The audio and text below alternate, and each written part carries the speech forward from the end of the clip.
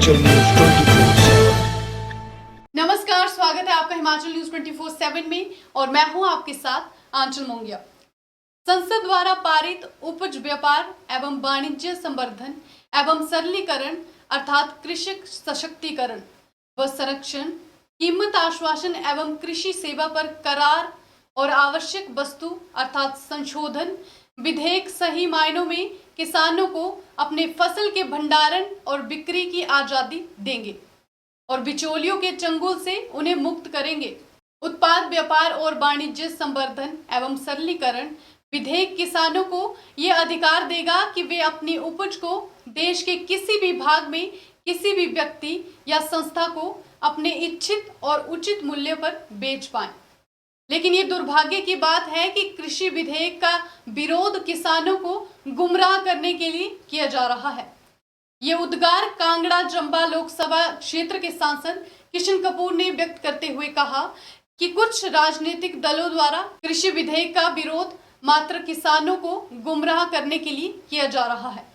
किशन कपूर ने कहा कि प्रधानमंत्री नरेंद्र मोदी के नेतृत्व में सरकार ने वर्ष 2014 से ही किसानों के हितों की रक्षा के लिए कई व्यापक सार्थक पग उठाए हैं, जिनके परिणाम स्वरूप देश के किसान आत्मनिर्भरता की ओर अग्रसर हुए हैं।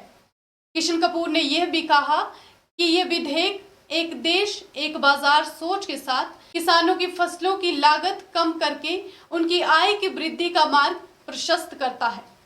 उन्होंने कहा कि इस विधेयक से किसानों की आड़तियों पर निर्भरता कम होगी और बिचौलियों का वर्चस्व समाप्त होगा।